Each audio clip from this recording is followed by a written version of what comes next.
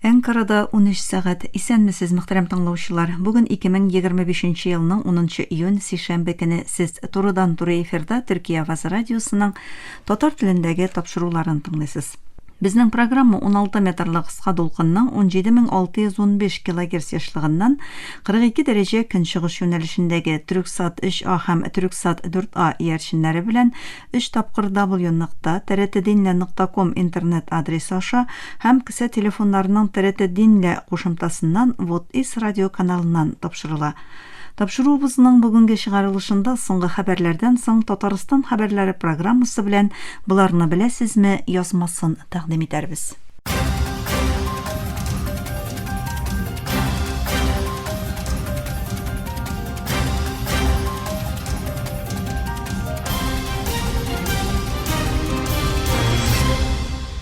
Соңгы хәбәрләр белән башлыйбыз. Израиль камау астындагы Газзага ярдәм итүче кимәне туктатканнан соң кимәдәге активистларны депортацияләү өчен һава мәйданына китерелүен белдерде. Төп гуманитар ярдәм материаллары алып барган Матлен исемле кимәдәге үз ихтыярилар үз илләренә кайту өчен Бен-Горион һава мәйданына җибәрелде. Израиль депортация документларын имзаламаган кешеләрне мәхкәмәгә тапшырачагын һәм илдән чыгару карарының шул рәвешле гамәлгә ашырылачагын белдерде. Израильнең үтерешләре дәвам итә. Камау астындагы Газзада ким дигәндә тагын 57 фәләстинлинең гомере өзелде. Тель-Авив тарафыннан хупланган гүя Газза гуманитар вакфының ярдәм ноктасы янында аш һәм ярдәм эзләгән ким дигәндә 8 фәләстинле Израиль кешеләре тарафыннан көнбатыш Рәфәхтәге Әл-Алам төбәгендә атып үтерелде. Израильнең Газзага якынлашканда халыкара суларда Газзага бәйсезлек флоты коалициясе тарафыннан эшләтелгән гуманитар ярдәм кемәсе Матленны туктатуы дөнья күләмендә кискен реакцияларга сәбәп булды. Төркия, Иран, Испания һәм башка шактый ил бу гамәлне халыкара хукукны бозу дип бәяләде. Кайбер рәсмиләр бу хәлне турыдан-туры диңгез юлбасарлыгы яки террорчылык дип атады.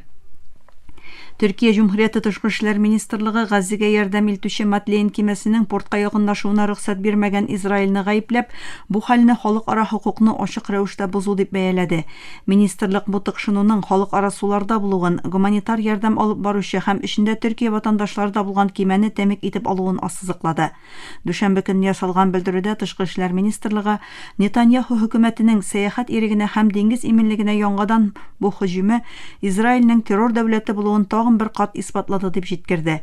Министрлык моның белән бергә Газзада ашыкны корал итеп кулланган һәм гуманитар ярдәмнәрнең җиткерелүенә киртә куйган Израильнең геноцид сәясәтләренә каршы халыкара җәмәгатьчелекнең хаклар реакциясенең дәвам итәчәгенә басым ясады. Төркия Израиль агрессиясының кичекмәстән туктатылуы, гуманитар ярдәмнәрне Газзага имин һәм өзлексез ирештерү, төбәктә гадел, даими тынычлык урнаштыру таләбен яңартты.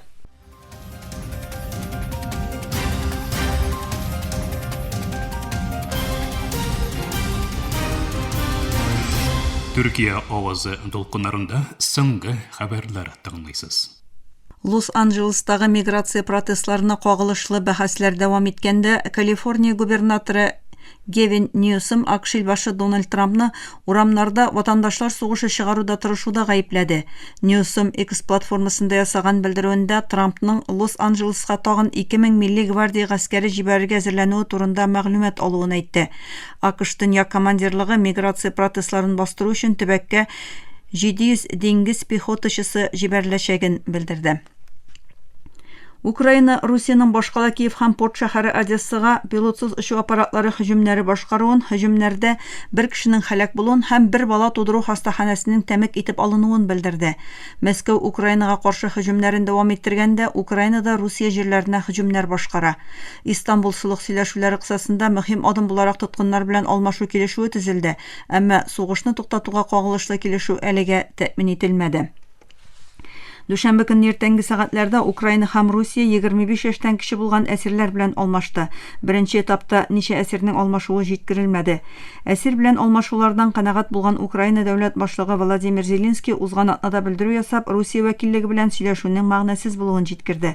Русия берлешне туктату шарты буларак Украинаның Мәскәү җитәкчелегенең яулавын дәгъва иткән җирләрдән ваз кичүен һәм НАТОга кушылудан баш тартуын таләп итә. Шулай ук Киев җитәкчелеге һәм Европа берлеге таләп иткән 30 көнлек көнлек шартсыз утны туктатуны кире кагып, моның Украина кешеләренең көнбатыштан килгән кораллар белән кабат кораллануына мөмкинлек тудырачагын белдерә.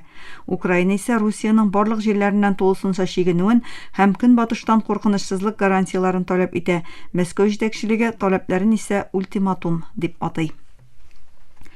Көньяк Корея бу ай ахырында Польшага 180 дана К-2 танкы җибәрүне күздә тоткан иң зур саклану килешүен имзаларга әзерләнә. Танкларның 117-се Hyundai Rotem тарафыннан, калган өлеше исә Польшаның дәүләт ширкәте PGZ белән уртак рәвештә җитештереләчәк. Yonhap хәбәр агентлыгы хөкүмәт чыганакларына таянып, Көньяк Кореяның бу ай азагында Польшага якынча 6 миллиард доллар күләмендә өстәмә К-2 танклары экспортлау турындагы саклану килешүен тәмамларга әзерләнүе турында хәбәр итте. Бу килешү Сеул өчен бүгенгә кадәрге иң зур бер тапкырда ясала торган корал экспорты булачак. Yonhapка ясаган белдерүендә саклану сәнәгате вәкаләтлесе имза салу тантанасын бу ай азагында сишәмбе көнне Польшада уздыру планлаштырылуын раслады. Килешү кысасында Польша 180 К-2 танкы сатып алачак. Аларның 117-се Көньяк Кореяның Hyundai Rotem тарафыннан җитештерелә, ә калган танкларны Польшаның дәүләт саклану ширкәте PGZ эшләп чыгарачак. Бу килешүнең 2023 ел азагында төзелүе көтелә иде, әмма ике илдәге сәяси тараҡҡиятләр, бигерәк тә декабр айында Көньяк Кореяда уңышсызлык белән тәмамланган хәрби хәл иғлан итү омтылышы арҡасында кишектерелде. Бу килешү Польшаның Русия-Украина сугышы арҡасында дәвам итүче иминлек борчылулары фонында хәрби сәләтләрен ныгыту тырышлыҡларының бер өлеше булараҡ бәяләнә. 2022 елда Варшава Көньяк Корея белән К-2 танклары, К-9 үз хәрәкәтле гаубицалары һәм Фа-50 җиңел һөҗүм очкычларын сатып алуга кагылышлы берничә саклану килешүе имзалаган иде. Мөхтәрәм тыңлаучылар, сез Төркия авазы тулкыннарында соңгы хәбәрләр белән таныштыгыз.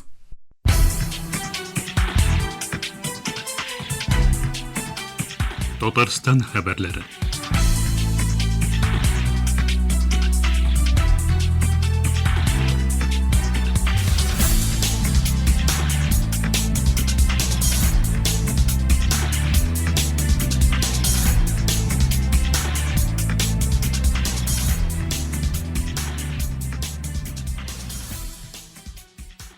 Rusya Federatsiyasында федераль Сабан туйының рәсми ачылышы 14 июньгә билгеләнгән дип хәбәр итә Татар информ агентлыгы.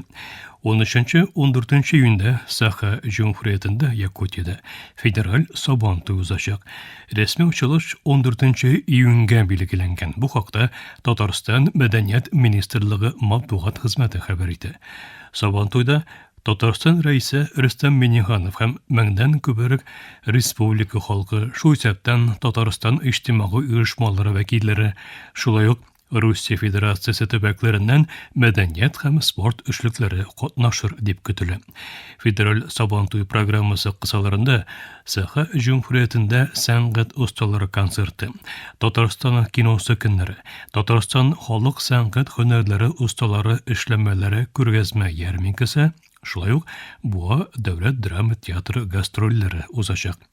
Сәнгать осталары концертында һәм Сабан туйда Татарстанның әйдәп баручы артистлары, Татарстан дәүләт җыр һәм бию ансамбле, Казан нуры халык уен кораллары оркестры, Кристалл эстрада бию ансамбле, Агыйдел җыр һәм бию ансамбле, Казан бию ансамбле, Татарстан һәм Мириданс хореография коллективлары, Болгар бию театры, Әлмәт татар дәүләт драма театры актерлары катнашыр дип көтелә. Федераль Сабан туйлары Татарстан рәисе Рөстәм Миңнеханов ярдәме белән уздырыла. Сабан туй дуслык бәйрәме. Ул безне берләштерә. Татарларның, русларның, мариларның, удмуртларның, керәшен татарларның һәм башка халыкларның бердәмлеген чагылдыра дип билгеләп үтә Татарстан рәисе Рөстәм Миңнеханов. Милли бәйрәмне оештыруда Татарстан хөкүмәте, Саха Якутия Җумһурияте хөкүмәте, Бөтен дөнья татар конгрессы, Татарстанның Түбән Кама муниципаль районы Якутия татарларының милли мәдәни мөхтәрияте катнаша.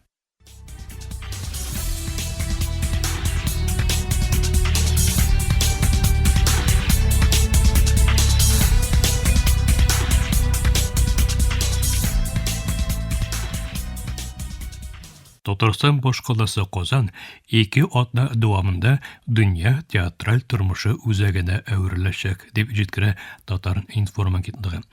Татарстан Җумһурияте рәисе Рөстәм Миңнеханов Казанның 2 атна дәвамында дөнья театраль тормышының үзәгенә әвереләчәгенә ышаныч белдергән. Нәүрүз халыкара театр фестивале ачылу тантанасында Фәрит Бекҗәнтәев Татарстан Республикасы рәисе Рөстәм Миңнехановның сәламләү сүзләрен укыды. Нәүрүз халыкара театр фестивале катнашучыларының Камал театрының тарихи бинасыннан Кабан күле яры буйлап Такташ урамындагы бинасына баруыннан башланды. Театраль йөрештә 300ләп кеше катнашты. Кабан күле яры буйлап Уфа Нур театры артистлары, Кыргызстаннан Ушур дәүләт яшьләр театры артистлары, Алтай, Якутия татарлары коллективлары, Көньяк Африкадан артистлар, шулай ук Тинчурин, Әкият татар дәүләт курчак театры һәм Камал театры артистлары үтте.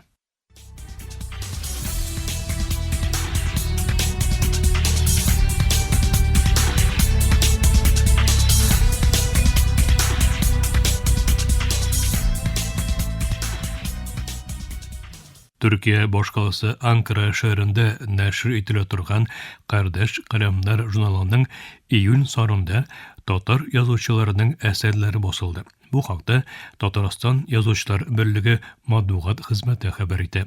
Мәгълүм булганча, журнал һәр санында хәзерге заман татар әдәбиятыннан үрнәкләр биреп бара. Бу санында Марат Кәбировның Төркиядә шәүче каләмдәшебез Шулпан Зариф Чейтин тәрҗемәсендә канатлы кеше хикәясе басылып чыккан. Быелгы Тукай премиясына ия булган шагыйрыбыз Раниф Шариповның тормышы һәм иҗаты турында Шулпан Зариф Чейтинның үз мәкаләсе дә журнал битләрендә урын алган. Шулай ук шагыйрьнең шигырьләре дә төрек укучысына тәкъдим ителгән, дип яза Татар информ агентлыгы.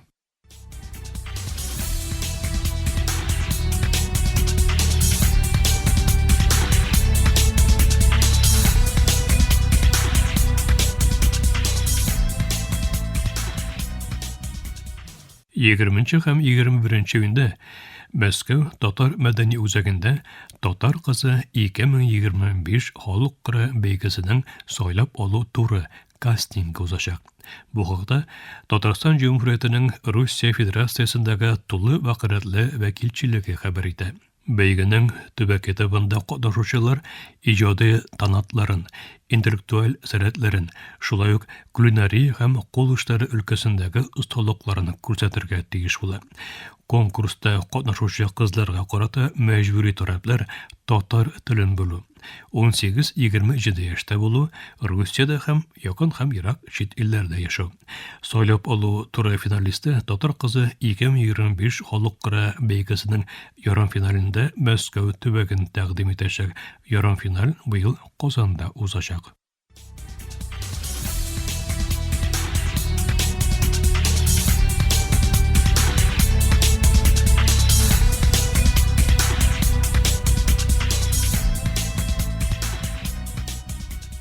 Русия Федерациясының Ульяновск шәһәрендә татар җәмәгатьчелеге инициативасы белән милли спортны таныту максатыннан чыгып, яңа мәдәни проект гамәлгә ашырылды. Шәһәрнең Ульяновск электротранс идарәсе татар көрәше темасына бизәлгән махсус трамвайларны рейскә чыгарды.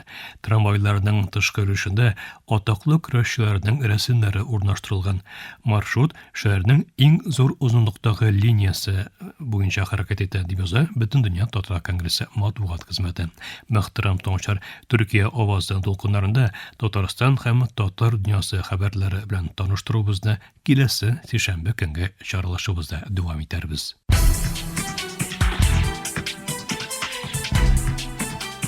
Татарстан хәбәрләре.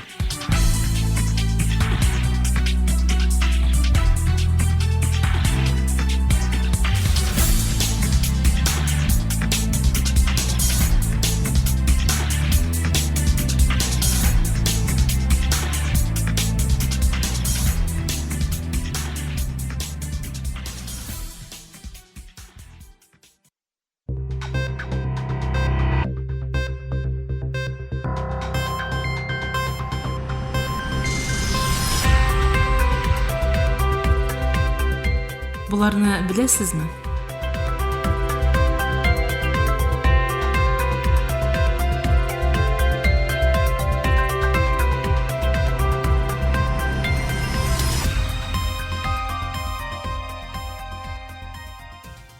Dünyadагы иң әһәмиятле шумерологларның берсенең төрек булуын беләсезме? 1914 елда туган Муаззаз Илмия Чех шумерология тармагында бөтен дөньяда танылган фәнни эшчәнлекләрнең авторы. Ул Анадолуның бай цивилизация тарихын ачыклау өчен төзелгән Тел һәм тарих география факультетының шумерология бүлемен беренче тәмамлаучылардан. Анкара университетына бәйле факультеттан диплом алганда Муаззаз Илмия Чехка немец остазы университетта калырга тәкъдим итә. Тик ул моны кире кага һәм Истанбул археология музеенда эшли башлый. Әлеге карар аның тормышында бурылыш ноктасы була. 1973 елда пенсиягә чыкканга кадәр галимә музейның шөй язулы документлар архивында хезмәт куя. Әлеге архивтагы 3 аерым телдә язылган 75 меңгә якын тактаны тәртипкә салу өчен еллар буе көч түгә. Муаззаз Илмия Чех шумер, акад һәм һинд телләрендәге дистәләрчә мең язуны сыйныфландырып номерлар куя һәм шөй язулы документлар архивын төзи. Галимә эшчәнлек чоры буе 8 фәнни китап һәм бик күп мәкалә яза. Муаззаз Илмия Чех исәпсез санда халыкара фәнни бүләкләрнең иясе. Тикшеренүләре бары Төркия түгел, дөнья тарихында да исемен алтын хәрефләр белән яздыра. Ул пенсиягә чыкканнан соң да эшчәнлеген дәвам итә һәм киң укучы аудиториясенә кызыклы шактый әсәр иҗат итә. Аларда шумер һәм хет тарихын, аларның цивилизация һәм мәдәни кыйммәтләрен һәркем аңларлык һәм яратырлык стильдә аңлата. Дөньядагы иң озын гомерле кешеләрнең берсе Муаззаз Илмия Чех 109 яшендә, тик ул әле дә Төркиянең яшь рухлы зыялы замандашы.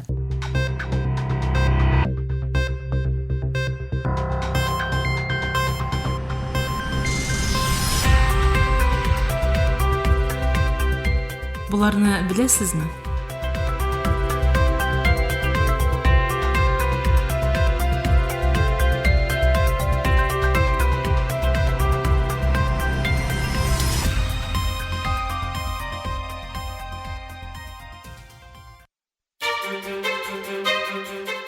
Burası Türkiye'nin Sesi Radyosu. This is the voice of Turkey. Hier ist die Stimme Türkiye's. Ici TRT, Radio La Voix de Türkiye. اینجا آنکارا، رادیو صدای ترکیه. هنا إذاعة صوت تركيا. Danışır Türkiye'nin Sesi Radyosu. Ovdi Radyo Glas Türkiye. Türkiye'nin Sesi Radyosu. Qui è la radio La Voce della Turchia. Esta es la voz de Turquía. Слушате емисията на български език на Радио Гласът на Тюркия. Юфлет Зări и Türkiye. 这里是土耳其之声广播电台。 اینجا انقره رادیو صدای ترکیه. Da Türkiye Radyo'da. خصوم ترکیه داینه رادیو گایانه. Eterşehir Radyo Sadburi Türkiye Sıkma. Ovada Türkiye Ünü Radyosu. Aici Radio Vocea Türkiye. Говорит голос Türkiye. Efirde Türkiye ovası. Gepleyer Türkiye'nin Fethi Radyosu. Ye Saday Türkiye. Anlavatkanlar Türkiye Avazı Radyosu. Evo İfonitis Türkiye. Ovdi Radyo Glas Türkiye. Jeddah Radio Muria Türkiye. Ini adalah Radio Suara Turkiye. Hii ni idhaa ya Kiswahili, sauti ya Turkiye. Este é Radio Voz da Turkiye. こちらはトルキエの声ラジオです。 Zborova Glasot na Türkiye. Efirde Türkiye Ovozi Radyosu. It Türkiye hangi radyoya? Ovdi Radyo Glas Türkiye. Türkiye Ünü Radyosu. Burası Türkiye'nin Sesi Radyosu.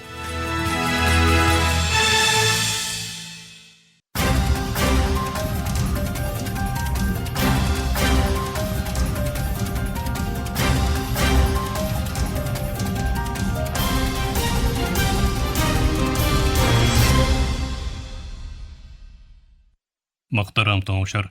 Türkiye Avazı Radyosu'daki Tatar türündeki topçuları şuşunun bilen ahırına yakınlaştı. Bizim programda her gün Türkiye hem Kazan vakıtı bilen gündüzge saat 1'de 16 metrli kıska dolkının 17.615 kgs ışlığından Türksat 3A hem Türksat 4A yarışını bilen 3 tapkır w.trt.dinna.com internet adresi aşağı hem kısa telefonlarının TRT Dinna tığla koşuntasından Voice of Turkey What East Radio kanalından topşula. Yorta saatlik topşularımızdan qabatlağın Türkiye hem Kazan vakıtı bilen saat kişki 8. ortada 42 derece gün çıgış yönelişindeki Türksat 3A hem Türksat 4A yarışları bilen 3 tapkır w.trt.dinna.com internet sahifası aşağı What West Radio kanalından tığlaylasız. Әлеге biz sizin bilen sağlaşabız, efirde kilesi uçaşığa kadar.